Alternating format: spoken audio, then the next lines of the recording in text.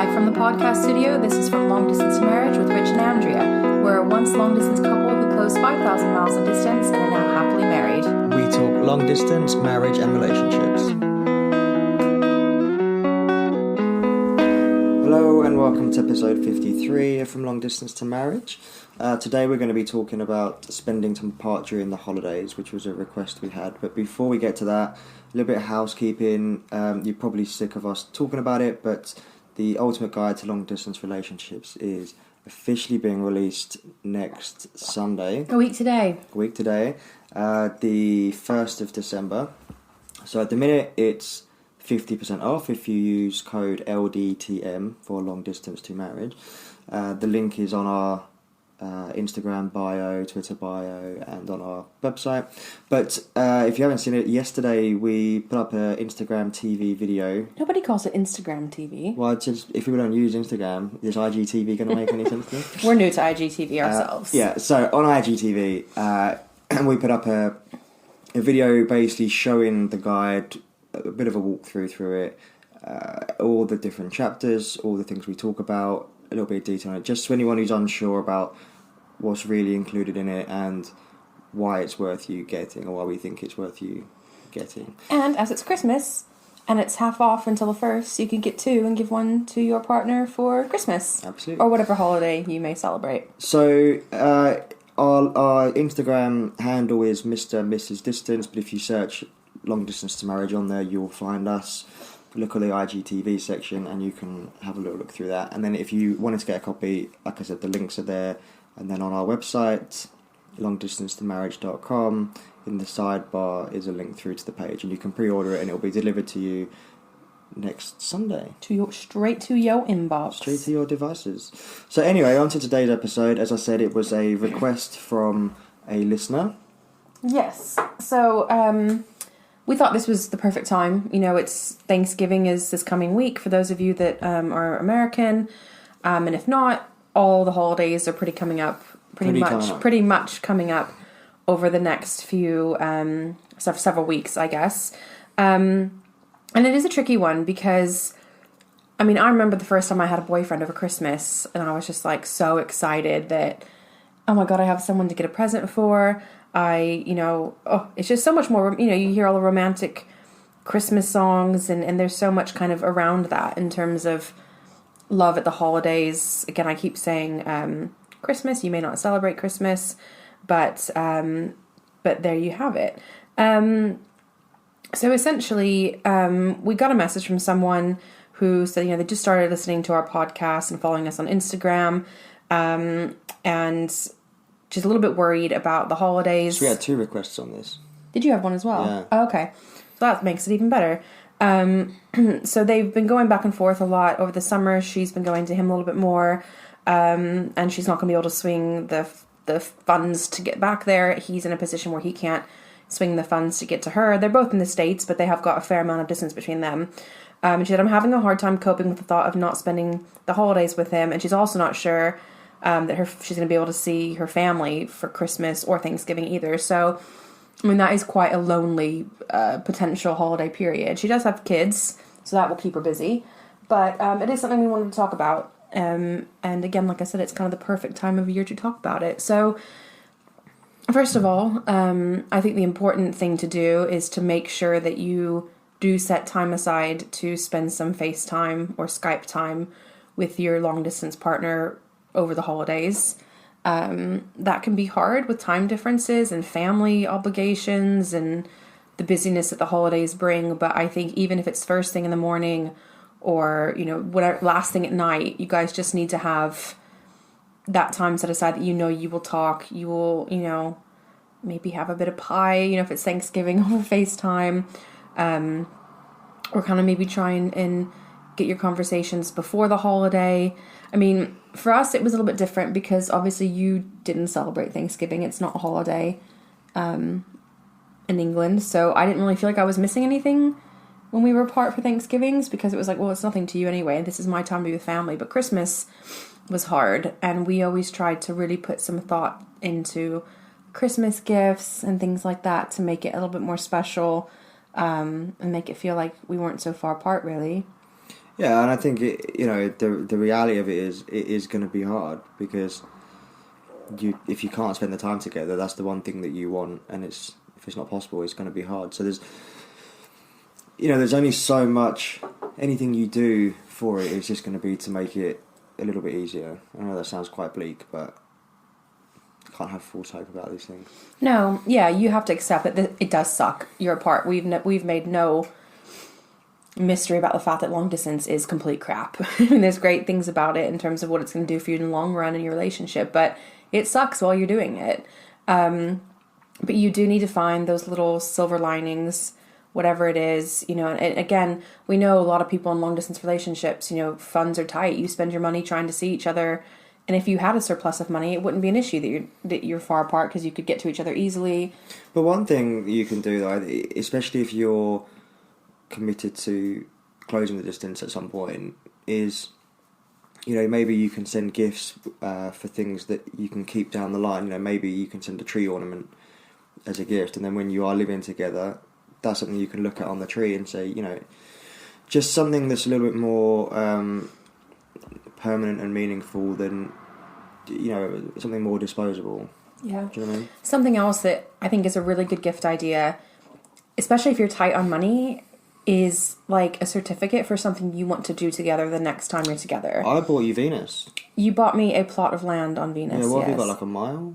I don't maybe like an acre. You got some, yeah. So if it all goes wrong on Earth, we can. That was your first Christmas present to me ever, and I was a little bit like, is this lame or is this the most romantic thing ever? I'm not entirely sure. I think it's the most romantic. It was pretty thing romantic. Ever. It's a gift from outer space. It's out of this world. I had a certificate and like it had the coordinates and everything. It's still back home, I think, in my room in America. Yeah. I hope my mom didn't get rid of it when they moved. She probably did. She probably did. But I still own it. I just don't know where it is. But yeah, so you could do, so say... We should get one for Mars because that's where we're headed, isn't it? Well, men are from Mars, so you can have a plot of land on Mars, and I've got my plot of land. Yeah, but they're trying to colonise Mars, and it'd be good if we can have land on it. We haven't even been to Mars yet. If we have land on a planet that we're going to. Yeah, it's true. Not Venus. We couldn't live on Venus, it's too hot. Yeah. Mars. Food for thought. So. Yeah. Mental note, babe. Yeah, buy some land on Mars. On Mars, yeah, okay. But no, I think part of the problem about being apart during the holidays is that you're dwelling on it. You're just so aware of the absence of the person. Again, all those fucking Hallmark movies are about love at the holidays, which he hates, I love. Just don't watch them. You don't have to watch them, but even normal Christmas movies, there's romance. The Christmas music. Last Christmas I gave you my heart. All I want for Christmas is you. I'm just saying that you're surrounded by like... See, I don't think Jingle All the Way is like that. And that's why we watch it every year. Yeah, that's our Thanksgiving movie. But yeah, so all I'm saying is that you're surrounded... It's kind of like... It's almost it's a like... shitty season to be apart. It's almost like Valentine's Day. Like, you're just bombarded with all this romantic messaging. And it's really prolonged. And especially now because at least Valentine's Day is only a day. Like, every year Christmas is longer. Yeah, there's Christmas just decorations going up in September. I'm waiting for August to start happening. Yeah, it's bad. So at least Valentine's Day, you're looking at maybe a week or so for the cards. So anyways, if there's something that your partner really wants to do, maybe where you live or where they live, or something you guys have talked about doing for a long time, and you're a little bit short on funds, you could absolutely make up a little certificate on your computer, print it off for the price of one piece of paper and a bit of your ink cartridge to do whatever that is. Maybe you want to go to a theme park, maybe you want to go to an art gallery, maybe you want a night in an amazing hotel. Make that certificate, and next time I'm there or next time you're here, we're going to do this. And it's something to look forward to, and it's something that is a promise. And I think promise and something to look forward to is a huge part of keeping a long distance relationship going. Having that future for working towards makes a huge difference. Yeah, and also a slight detour, but it's again if you particularly know that you're going to be close to distance in a certain amount of time, this is a good time just to appreciate the time you got with your family as well, because something that we discover after you close the distance is something that you can be aware of, but you don't really understand until you do it. But it's really, really hard once you've moved, isn't it, having that distance. So if actually this is my last or second to last holidays living at home with my family, really make the most of it, and your partner should be understanding of it. And well, I can see you trying to say something. Well, no, I wanted to say something about this too. This was on my list of topics to cover, just while you're on it. Yeah, I couldn't agree with you anymore, and that's something that you've seen me go through over the years. And for me, I didn't know my last Christmas living at home without having to travel back and forth was my last Christmas at home. It was actually the first Christmas that we had started talking again. We'd only been talking for maybe a couple months. If you've listened to episode 1 or read our story, you know that we tried it, didn't work. And then a few years later, we started talking again in the fall. So it was right after that. And that was my last Christmas, like living in my parents' house and traveling with them to stay at my sister's house for Christmas and being with my niece and my brother and my brother-in-law and all of us. And it was easy, and it wasn't flights, and it wasn't where are we going to stay, and it wasn't how are we going to get there, how are we going to afford the flights. It was my last effortless Christmas with my family. And I didn't know that. So while I was very much preoccupied, I wish we could be together, me and Rich at Christmas, it's very romantic, I still enjoyed it, but I probably took it for granted because I had no way of knowing that, we were meeting that summer. I hadn't booked my tickets yet to meet you. We met that summer, and then I went back the following Christmas, missed my mom's 60th birthday because her birthday is the day after Christmas. You were very adamant that you wanted to have Christmas with your family because your grandfather wasn't doing very well. Yeah, we thought he was going to be the last one. As it turned out, he had about 5 or 6 left. But, you never know. And yeah, he wasn't in good mental condition, though. He wasn't aware of the next 5 or 6. No, he wasn't. And he wasn't physically great that Christmas either. I mean, He was mentally there. But yeah, you never know, essentially. And so that was like my first Christmas away from my family. Obviously, we came back. We had New Year's and stuff. No, we didn't. We had New Year's here. We were both ill. So yeah, I wish I had known and could... Again, I didn't completely ignore my family and email him constantly. I really enjoyed it. And I think there's pictures of me with, with my Christmas beer and stuff like that. So I definitely enjoyed it. But part of me wished I knew it was the last one so that I could savor it all a little bit more, and be there for it. I mean, I still get to be home for Christmas, but like I said, it's very different. It's, we fly out there and it's rushing around and feeling, I don't feel like it anymore, but definitely the first couple times I went home to visit, didn't really know my place. I felt a bit like an outsider. You leave and then you come back and it's like, is there a hole? Like what?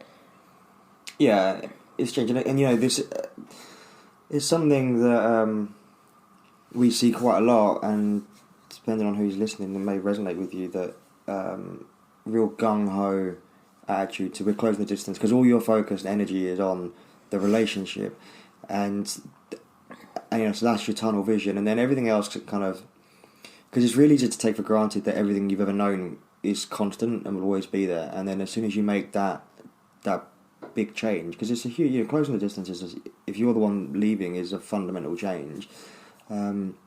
But then even if you're not the one leaving, it still changes for me, because to see your family at Christmas means I'm not seeing my family at Christmas. I'm in America, so one of you moves and opens up that long distance relationship. So my relation with my family is closer to what it always was. But when it comes to the holidays, it is affected. We alternate seeing as much as we can. We alternate, which means there are Christmases where I'm not in the country because we're in your country, and vice versa. So there's that, you can be real gung ho about it, and it's good just to sort of take a step back and breathe and just think, actually, this won't be like this forever, and I'm making decisions that the reason it won't be like this forever. So I'm going to just enjoy this one. Yeah, I think obviously for the person whose message I read out, she doesn't even know if she'll see her family, so it's an especially kind of difficult holiday season, but. I think to this particular listener that I read the message out, I think one of her children is almost 18, so it might be your last Christmas with all of your kids under one roof, so try and enjoy that. Also, kind of back on the topic of what we were just kind of saying, Rich mentioned that even though he didn't move, his life, his relationship with his family is affected by me being here. And that's something else to bear in mind. Even if you're not the one that ends up moving, bear in mind that this could be your last holiday season with just you and your family. And even though, like, as much as I loved having Christmas with just me and my family, like, I think it's more precious now, especially for me having been the one that moved. Having, all I want in the world is to have my family and Rich all in the same place.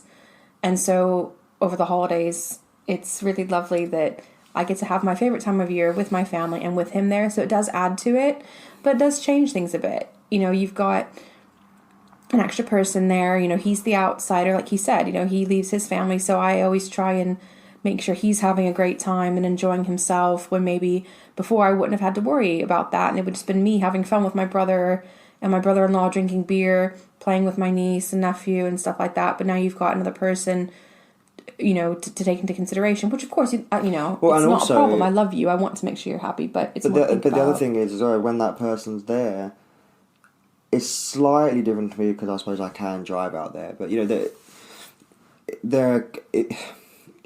it's not just the same as having everyone there and enjoying Christmas or whatever holidays together. You're making sure that other person's okay and not feeling left out and not bored, and because this is a whole bunch of stuff that's completely new to them. So, when you live in your own area, you have much more choice of, I'm going to go to the pub, or I'm going to go and see this member of my family or this friend, whatever. And obviously, when you're abroad and you're with someone else's family, you can't do that, and obviously it'd probably be rude to do that anyway. So, I think there is that extra sort of burden on you to just be like, are you okay? Are you enjoying this? And factoring in, keeping... I'm easily bored. Yes, so you unfortunately. You have to You're a lot of work. You factor in, like, okay, I've got to balance this, so you get a day or however long, whatever, doing what I want to do. It's just, the reality is it's a long trip and it's a lot of money and it's everyone's holiday. Everyone needs to be considered. Yeah. Don't they? You don't want to spend the money of an international flight and 11 hours in the air and everything and 2 weeks away from home to have a miserable time, because that can easily happen, I think. Yeah, but you also need to remember, if you are that person that that your partner's moved to you and you're going to spend the holidays with their family. It's a balancing act. That person who's left has been living kind of in your world for real life, day in, day out. You do have to strike a balance when you go back, that yes, everyone's feelings need to be taken into consideration, but you get 350 days. The scale's tipping the balance of the person who's moved, for sure.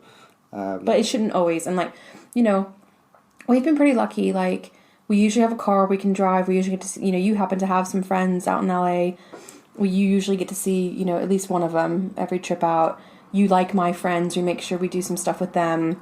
And, Well, and that is the flip side of all this, is that as you spend more time around these people, you become closer to them, and it doesn't... I imagine that... I didn't even have this on the first trip. I was very welcomed, but I can imagine for the first one or the first two, it's always more awkward doing anything first. Yeah. But, the more time you spend with these people, the more they become your family, the more you enjoy their company, the more you can say, oh, we're going to go and see this group of friends, everything, And especially as people, if you've got a group of friends and you're all a similar age, you often tend to go through similar life stages at a similar time. So, you've settled down, your friends have also married or got a long-term partner, and you go out on a double date or whatever it may be. So, I think the longer you do this, the more you would enjoy it by default, because actually you're going out to see more friends and family that you just don't see very often. Yeah, and I think also, and it keeps changing and getting better. I mean, God, how many times have we been back and forth now? Like, at least half a dozen, if not more? Yeah, I guess so. Yeah, and you've been one more than me. Yeah, so, but, bearing in mind that Rich spent 6 months out there living with me and my family, visiting my brother, visiting my sister and all this, and I actually think that this past Christmas last year was like when you and my brother actually really, really bonded. Yeah. You always got along and liked each other. We always got on, but then, last Christmas, because he lives 3 hours away from where we stay with your sister.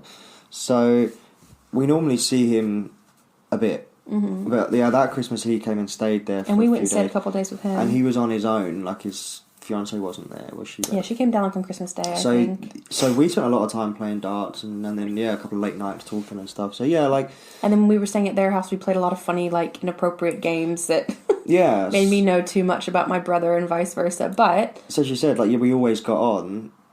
But then, yeah, the more you spend time with people, and the more you spend time with people sort of on their own, like I said, it would have been a different dynamic if he would have been with his partner, because as it turned out, it was just brother and sister, and I was in there too, rather than it being two couples, which does change things. And also, like I mentioned, you've been back one more time than me, so for whatever reason, I can't remember why we did that. It may have been financial, it may have been holiday leave, I'm not sure, but there's nothing wrong with that either. And I've never begrudged if you wanted to go back and spend time with your family on your own, and because that's the other difficulty is you close the distance, you move away, and then you've kind of got this thing of, if ever I want to see my family, it will never be just me again. Like for me, with my family being close, if I wanted to, I can just go around for an afternoon. And you do, and you have breakfast dates with your mom and stuff like that. Yeah, it's pretty rare, but I have that option, whereas you don't. And then to think like, my husband's always going to be there, and it's always going to be spending 2 weeks in the house with him. It's very different. So, well, and I don't mind it at all that you're there, because, like I said, I want, And you have the space when I'm there. You'd have the same thing if I'm going out with my mum shopping. Yeah. But generally, but yes, I mean it was nice for you, I think, to actually just go out there on your own and spend a week acting like you were living at home again. Yeah, just being the old me, the daughter, sister, auntie version of me, and kind of forgetting that I was a wife and I had someone else to take care of. Because that is the thing, like, as much as I want you to have fun and enjoy your time out there, because like you said, it is something for you to think about. Yeah, you're another, oh shit, is he okay? Is he bored? Like, but just on that though, this is something that we've heard people get quite insecure about, is I suppose the distance, no doubt, makes this problem bigger. You spend all this time trying to close the distance, and you do, and then when distance comes back again, it can be quite worrying. But, so we're talking about you going back on your own for a week and me staying at home on my own for a week, and neither of us had a problem with that. I wanted you to enjoy yourself, and frankly, I'm quite happy having a week to myself. So if it comes up in your relationship, try not to let it be something that becomes a problem, like an insecurity, or it's almost certainly not them changing their mind about you or wanting time away from you. It's just life can change so quickly, so much, and you just kind of miss what you used to have, and it can just be a week or 2 weeks or whatever of just, like you said, being the old you, being the daughter, aunt, sister, whatever, and it's not. It can be so easy to make everything about us, like, how do I feel about this? Whereas really, you just need to think, how do they feel about this? Am I overreacting about this? And actually, from their point of view, that's going to be a really nice time for them. And we always really miss each other. The absence makes the heart grow fonder is a true statement. So when you have that reunion a week or two later on, it'll be great again. Yeah, and there's a Welsh word. I don't know if I'm saying it right, but it's hireth, and it's... How do you know Welsh words? Pinterest. Okay.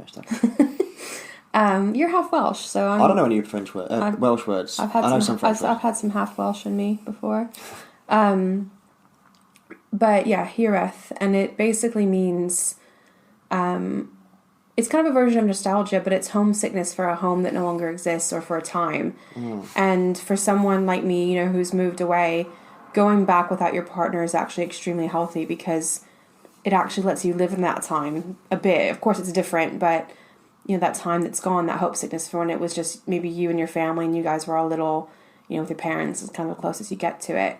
But not to say, like Thanksgiving, I didn't mind going away and leaving Rich here. That was the one time I've gone back, was for Thanksgiving, because it's not a deal for him. I think we've never spent Christmas apart since we met in person, and I wouldn't want to do that. No, I wouldn't want to do that, but what I'm saying is, if you wanted to do that, if a situation arose where, let's say maybe we had to, I couldn't get the time off work, or we couldn't afford 2 tickets, or whatever, I'd still think, okay, yeah, that's not nice of me, but you know what, I've got my family here, I'll have my traditional family Christmas, I'll be my old self again while you're being your old self again. And yeah, Christmas would be much, much harder, of course, but... I wouldn't want to do it. I'd probably go, like, on New Year's or something, go for, like, right after Christmas. I wouldn't want to spend Christmas away from you. Yeah, sure. Anyways, but, okay, we've kind of segued enough onto the family side of it, but I think back to, you know, being away from your partner over the holidays. Let's kind of try and get back to that, because that was the topic at hand. But I think talk about it beforehand as well. You know, talk about the fact without any blame, you know, like if your partner doesn't have the money to get to you and you don't have the money to get to them, or one of you doesn't have the vacation or whatever, don't play the blame game. Like, well, we'd be spending it together if you hadn't done this and that or whatever. There's no point. That's just going to make you fight. It's going to ruin your holidays. It's going to make them even harder than they already are. Just don't go down that route. But talk about it. Like, hey, you know, I know our circumstances. This is what it is. We can't prevent it, but I'm really sad and I'm really going to miss you. I'd like to try and make sure we do something to make it feel a little bit better, you know, whether, again, that's a special FaceTime, whether that's, you know, a special gift or a certain thoughtful gift, or whether that's, you know, it's hard with time difference, but like I said, you know, if you can somehow sneak away and open your presents together over FaceTime or something like that, I think that's really special. Have special Mrs. Claus lingerie themed phone sex, you know, like whatever you want to do. Every couple has those treats that they like. I mean, I know for us, like doing actual webcam talking on Skype was a bit of a treat. We usually just did it over our phone on the app. So, you know, maybe let's actually FaceTime, sit down and see each other's faces tonight and do that or whatever. So there's any number of ways to make it special, but I think talking about it is really the most important thing, to make sure that you do put whatever extra effort in that you need to make it hurt a little bit less, and talk about it. I mean, if you haven't got to spend any holidays together yet, maybe, you know, some of your conversations around that could be what you will do when you do get to spend the holidays together, how you'll decorate your home, what your traditions will be. I mean, we have an early episode from around this time last year about, you know, the importance of establishing traditions and rituals with your partner, especially around the holidays, and, you know, talking about that and looking forward to it and kind of blending the traditions from your family with the traditions from their family and the new ones you'll make is really special, because, you know, like Christmas Eve has never really been a big deal with Rich's family, but it was always usually our main celebration. So now we do a little bit something. We exchange our gifts together, Christmas Eve, and then Christmas days with family. Well, this is when we're here in the UK. So yeah, just plan those things, and it might be a little bit bittersweet, but it is lovely to plan those things and look forward to them. And I remember, I think view it as a time to be looking forward and ahead and thinking and planning that time. Yeah, and we did that with everything. Most of our conversations were planning for the future. You know, what our home was going to look like, what kind of jobs we wanted. You know, how many. You know, if and how many kids we wanted, and everything's changed, but we did talk about it. Yeah, but we talked about it, and we got excited about it together, and usually the things that we wanted and imagined lined up, and it was an exciting time to look forward. And I think that is a really exciting thing about being in a long distance relationship, is you don't know a lot of things, and while that can be stressful, it can actually be pretty exciting. Like, what is it going to be like with this person? What's waking up every day going to be like together, and everything along those lines. So yeah, I think overall, accept it's going to be a little bit shitty. Get some special time set aside to talk to one another, and, you know, throw yourself into the celebrations you are a part of, family, your kids, friends, you know, whatever you can do. And don't listen to Blue Christmas by Johnny Cash. Is it Johnny Cash or Elvis? I think they both did it. I don't know. I remember you told me that first Christmas we were apart that you were in a pub and they played it, and it made you really sad. I don't remember that. Yeah, it's back when you used to say sweet things to me. Before you laid me. Distant time. Before I laid you? Yeah. Oh. Sounds like I buried you under the patio. Yeah, that's not what I meant to say. Before you nailed me. Before I nailed you. That's what I meant to say. Good old Christmas nailing. But yeah, do you think, do you have anything else really to add? I think we've covered it on that topic. I was just going to say we've had some really, really nice reviews from people recently. On iTunes? Yeah, on iTunes, Apple Podcasts, whatever it's actually called, I don't know. Apple, whatever. But yeah, you know, so if you're enjoying these, we would really appreciate it if you could leave a nice review. We don't want bad ones. just nice ones. We should be back a bit more regularly now. I feel like we should address that. There was a couple of weeks where we were really hammering out the guide, getting the website updated, and then we just had a ridiculous couple weekends of family obligations and work stuff during the week in the evenings. So it's been a little crazy, but we're hoping to be back a bit more regularly now. So we will see you next week with another brand new episode, a special one. Hopefully. Yeah, hopefully, as long as our tech doesn't fail us. Bye, guys!